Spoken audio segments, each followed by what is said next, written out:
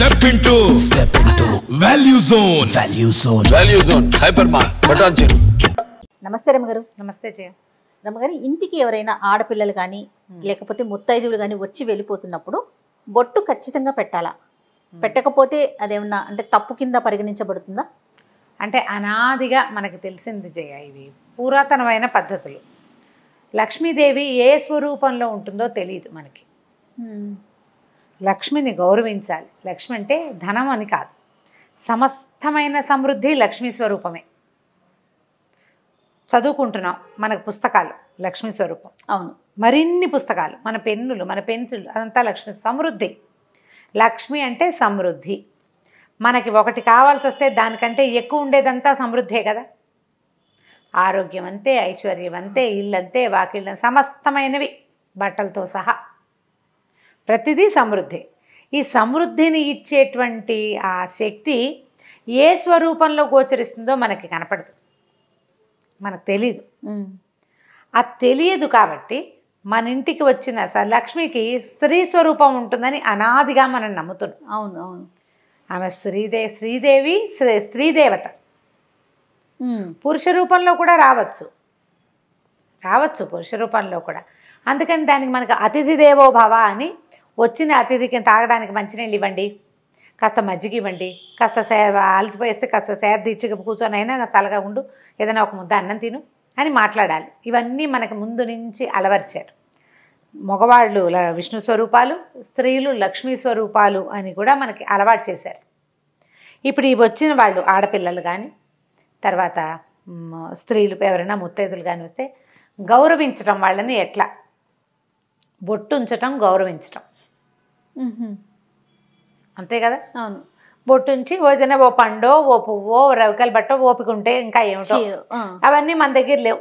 అయినా సరే ఏవో అరటిపళ్ళు ఏవో ఉంటాయా, 2 ఖర్జూర పళ్ళు అయినా, ఏదైనా ఒకటి గౌరవించి పంపించడం మన విధానం. ఇలా గౌరవించబడిన స్త్రీ వల్ల మనకి లక్ష్మి కలిసి రావచ్చు. ఆమె యందున్న లక్ష్మి గౌరవింపబడి మన యందు ఉండాలని భావించవచ్చు. రెండోది, స్త్రీలకి బొట్టు పెట్టడం అది ఏంటంటే, దీంట్లో ఒక చిన్న మార్మికమైన ఒక వ్యవహారం ఉంటుంది. ఇప్పుడు ఎవరో మన ఇంటికి వచ్చారు, వాళ్ళకి మన పట్ల ఎలాంటి ఇబ్బంది, అనాదర భావం కలిగిన, లేకపోతే ఈర్ష్యాసూయలు పుట్టిన ఏదో ఒక భావం కలుగుతుంది కదా. అదొక తీవ్రమైన భావం అనుకో, దాని దృష్టిపాతం మన మీద ఉండకూడదు. ఓహోహో, అందుకని ఈ నుదుటన ఉండే ఆజ్ఞాచక్రాన్ని చల్లబరుస్తాం మనం బొట్టు పెట్టి. అది వాళ్ళ దృష్టి పాజిటివ్గా మన మీద ఉంటుంది. అది పాజిటివ్గా మార్చటం ఒకటి గౌరవించటం అయితే, రెండోది వాళ్ళ యొక్క ఉద్దేశాలలో మన మీద ఎటువంటి ఆగ్రహమో, ఆవేశమో, కష్టమో, నిష్ఠూరమో, విసుగుదలో, ఏదైనా అయిష్టమో, లేకపోతే ఒక ఈర్ష్యో, ఒక తీవ్రమైన భావం కలిగితే ఆ తీవ్ర భావాన్ని చల్లబరచటం. ఆ స్త్రీలు, ఈ పుత్తైదులు లేదా కన్యపిల్లలు లక్ష్మీ స్వరూపాలు కాబట్టి ఆ వారిని గౌరవిస్తే లక్ష్మీదేవిని గౌరవించినట్లే అయ్యి మనకి మరింత సమృద్ధి పెంపొందుతుంది అన్న ఉద్దేశంతో ఇలా బొట్టు పెట్టడం అనేది ఒక సిద్ధాంతంగా అలవాటు చేశారు. అది పెళ్ళైన స్త్రీకైనా పెళ్ళి కాకపోయినా కూడా అంతే కదా గారు. పెళ్ళైన స్త్రీ ఖచ్చితంగా పెట్టాలి. వాళ్ళతో పాటు ఆవిడ చేతిలో చంటి పిల్ల, ఏడాది పిల్ల బుడ్డదానికి కూడా బొట్టు పెట్టాలి.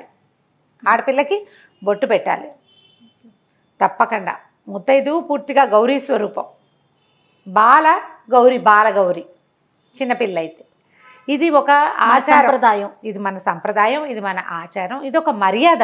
ప్రధానమైనది ఇది ఒక మర్యాద. ఆ మర్యాదని మనం కొనసాగించుకోవాలి, అలవర్చుకోవాలి, పిల్లలకి నేర్పించాలి. ఉండండి బొట్టు పెడతాను అని చెప్పి ఉంచి బొట్టు పెట్టి పంపించాలి. ఆ బొట్టు పెడతాను ఉండు అన్నది ఒకసారి ఆజ్ఞగా భావించి లక్ష్మీదేవి మన ఇంట్లో స్థిర నివాసం కూడా చేయొచ్చు. ఆవిడ వెళ్ళిపోతుంది బొట్టు పెట్టించుకున్న ఆవిడ. ఆ బొట్టు పెడతాను ఉండు అన్న మాటని లక్ష్మీదేవి స్వీకరించవచ్చు. ఆ పాజిటివ్ దృక్పథంతోటే మనం బొట్టు పెట్టాలి.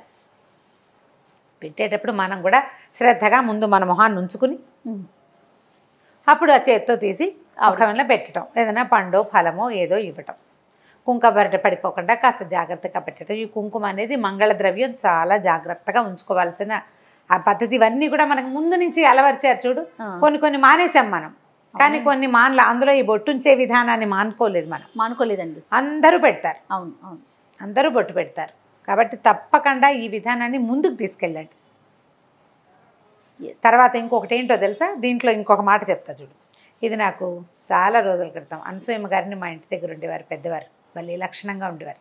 ఆవిడ ఒకసారి చెప్పారు, బొట్టు పెడితే శక్తిపాతం జరుగుతుంది అని. అంటే ఇప్పుడు నాకు బొట్టు పెట్టావు, నువ్వు నాలో ఉన్న శక్తి, నాలో ఉండే సాత్వికమైన శక్తి అంశ ఏదైనా ఒకటి ఉంటే అది నీకు దొరుకుతుంది, అది నీకు లభిస్తుంది. శక్తిపాతం అంటారు దాన్ని. కొంచెంమంది మహానుభావులు, చాలా పెద్దవాళ్ళు, స్త్రీలు, చాలా పెద్ద ముత్తైదువులు వాళ్ళు వస్తే వాళ్ళ యొక్క 5వ తనము, వాళ్ళ యొక్క ఐశ్వర్యము, ఎక్కువ సంతానాభివృద్ధి ఉండటము, వంశాభివృద్ధి జరిగే లక్షణము, భగవంతుని యందు ఆకర్షితులయ్యే పద్ధతో, ఇతరుల పట్ల ప్రేమగా ఉండే ఒక మనస్తత్వం, ఒక సాత్వికమైన శక్తి మనకి లభిస్తుంది. అది ఎవరి నుంచి లభిస్తుందో మనకు తెలియదు. కాబట్టి అందరికీ బొట్టు పెడితే ఎవరో ఒకళ్ళ దగ్గర నుంచి ఆ సాత్విక శక్తి మనకి లభించడానికి అవకాశం ఉంది. రమ్మగారు, ఇప్పుడు మనకన్నా ఒక 10-15 సంవత్సరాలు పెద్దవారు అనుకోండి, వారికి కూడా మనం బొట్టు పెట్టొచ్చా? అందరికీ పెట్టచ్చు, అందరికీ పెట్టచ్చు. పెద్దవాళ్ళకి మనం బొట్టు పెట్టకూడదు అలాంటిది ఉండదు, ఎవరికైనా పెట్టచ్చు. ముసలి మా అమ్మలకి కూడా, అంత పెద్దవాళ్ళకి బొట్టు పెట్టే అవకాశం లభిస్తే భగవంతుడు మన మీద మంచి కరుణ చూపించినట్టు. బొట్టు పెట్టచ్చు, పసుపు రాయొచ్చు. పెద్దవాళ్ళు కూడా చిన్నపిల్లలకి ఎప్పుడు రాస్తారు పసుపు రాయటం, బొట్టు పెట్టడము? ఏదైనా వాళ్ళు నోవు చేసుకున్నారనుకో, ఓ 50 ఏళ్ళ ఆవిడ నోవు చేసుకుంది అనుకో, ఆ నోవుకి తాంబూలం తీసుకోవడానికి చిన్నపిల్ల, 16 ఏళ్ళ పిల్ల, కొత్తగా పెళ్ళైన పిల్ల వచ్చిందనుకో, 18 ఏళ్ళ పిల్ల, ఆ పిల్లకి పసుపు రాసి బొట్టు పెట్టి దాని కాళ్ళకి దండం కూడా పెట్టచ్చు. లక్ష్మీ స్వరూపంగా, సాక్షాత్ గౌరీ స్వరూపం లేదా సాక్షాత్ లక్ష్మీ స్వరూపంగా భావించి బాలకి కూడా, చంటి పిల్లకి కూడా, 2 ఏళ్ల చంటి పిల్లకి కూడా దండం పెట్టచ్చు. ఈ బొట్టు పెట్టేదానికి పెద్దగా వయసులో తేడా లేవు. వాళ్ళు బొట్టు ఉంచుకునే అలవాటు ఉన్న వాళ్ళు కావాలి, విధానం ఉన్న వాళ్ళు అయితే చాలు. బొట్టు పెట్టడమే ఇక్కడ పెట్టచ్చు, సీమంతంలో పెట్టచ్చు, పైన కూడా నుదుట్లో పెట్టచ్చు, పాపిట్లోనూ పెట్టచ్చు, ముఖం మీద నుదురు మీద పెట్టడమే చాలా కరెక్ట్ పద్ధతి. ఇక్కడ ఆజ్ఞాచక్రంలో బొట్టు పెడితే కనుక వాళ్ళ తాలూకు శక్తి, వాళ్ళలో ఉన్న ఒక సాత్వికం వాళ్ళకి పోయి మనకి రాదు, వాళ్ళలో నుంచి కొంత శాతం మనకి లభిస్తుంది. ఆ ఆలోచనతోటి ప్రతి వాళ్ళకి బొట్టు పెట్టడము, ఇది ఈ అలవాటు ఉంచుకుంటే బాగుంటుంది. తప్పకుండా రమ్మగారు. నమస్తే. నమస్తే.